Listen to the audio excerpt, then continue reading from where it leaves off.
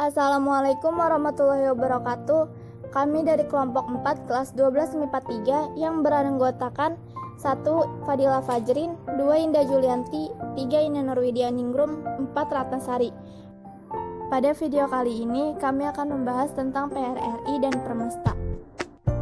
PRRI adalah singkatan dari Pemerintah Revolusioner Republik Indonesia.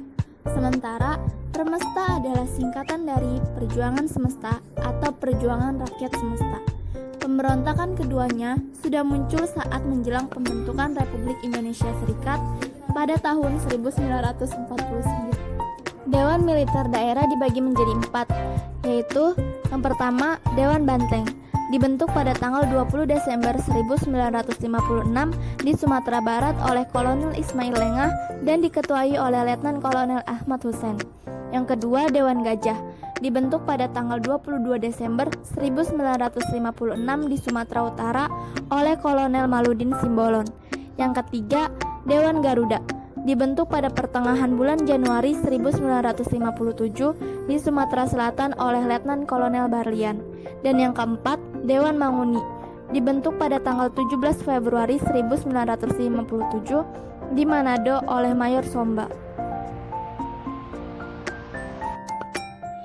PRRI selanjutnya membentuk Dewan Perjuangan dan sekaligus tidak mengakui Kabinet Juanda, maka terbentuklah Kabinet PRRI. Pada tanggal 9 Januari 1958, para tokoh militer dan sipil mengadakan pertemuan di Sungai Dareh, Sumatera Barat. Pertemuan tersebut menghasilkan sebuah pernyataan berupa Piagam Jakarta. Selanjutnya, Letnan Kolonel Ahmad Hussein pada tanggal 15 Februari 1958 memproklamirkan berdirinya Pemerintah Revolusioner Republik Indonesia dengan Perdana Menteri Sarifuddin Prawira Negara. Dengan bergabungnya Permesta dengan PRRI, gerakan kedua kelompok itu disebut PRRI Permesta. Peristiwa ini belakangan menyebabkan timbulnya eksodus besar-besaran suku Minangkabau ke daerah lain. Menurut catatan Dr. Mohtar Naim dalam bukunya Merantau, Pola Migrasi Suku Minangkabau ke Daerah Lain tahun 1984 sebelum terjadinya peristiwa PRRI. Jumlah orang Minang di Jakarta diperkirakan kurang dari 100.000 orang. Tetapi setelah peristiwa tersebut, jumlahnya meningkat menjadi beberapa ratus ribu. Bahkan, menurut perkiraan Gubernur Jakarta, pada tahun 1971 sudah terdapat sekitar 500.000 orang Minang di Jakarta. Selain itu, juga menimbulkan efek psikologis yang besar pada sebagian besar masyarakat Minangkabau pada masa tersebut, yaitu melekatnya stigma pemberontak.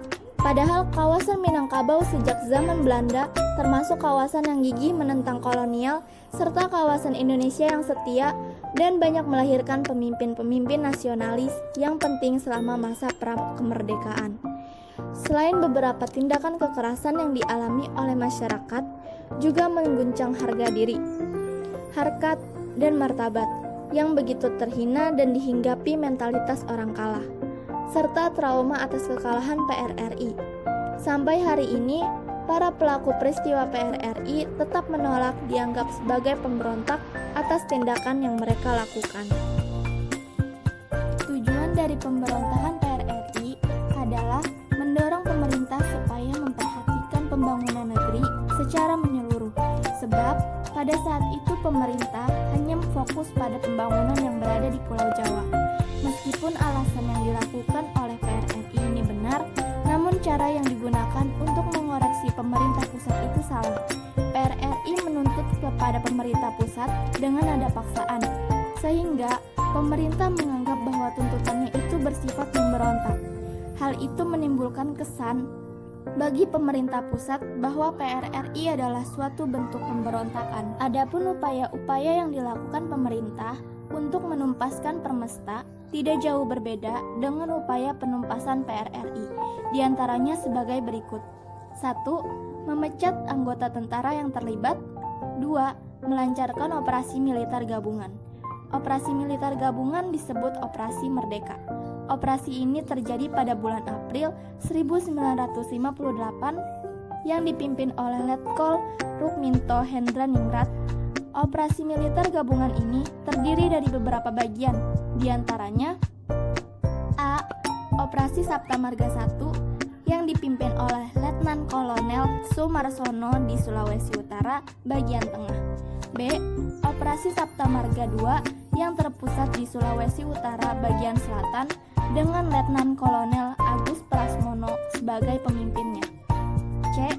Operasi Sabta Marga 3 dilakukan di Kepulauan Sebelah Utara, Manado, di bawah pimpinan Letnan Kolonel Maganda. D. Operasi Sabta Marga 4 yang melancarkan aksinya di Sulawesi Utara dengan dipimpin oleh Letnan Kolonel Rukminto Hendraningrat. E. Operasi Mena 1 di daerah Jailolo. F.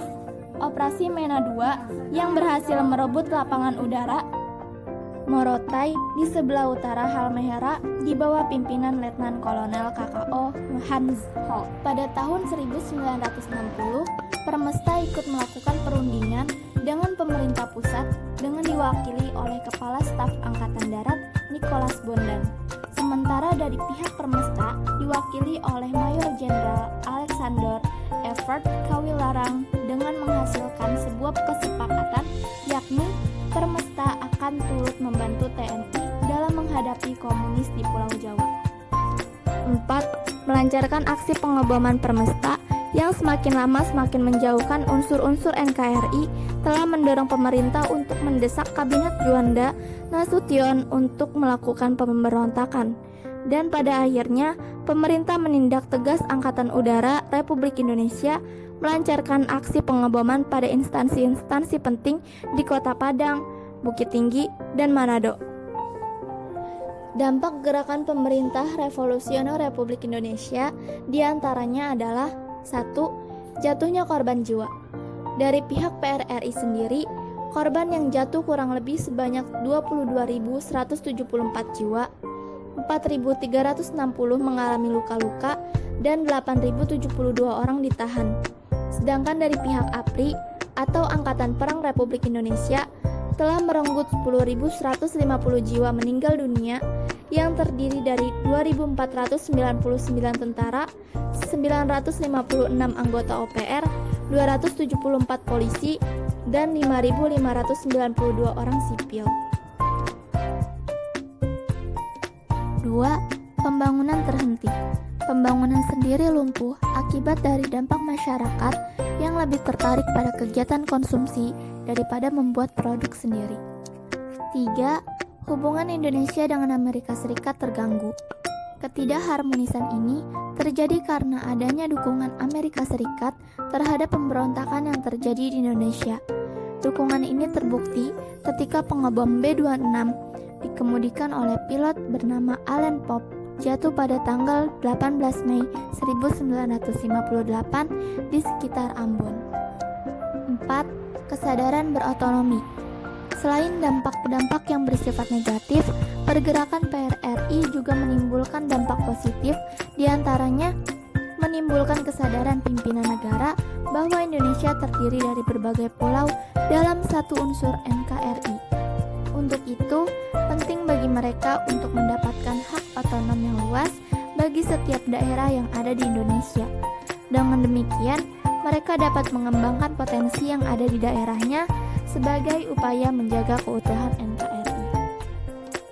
Sekian video dari kami, kurang lebihnya mohon maaf. Wassalamualaikum warahmatullahi wabarakatuh.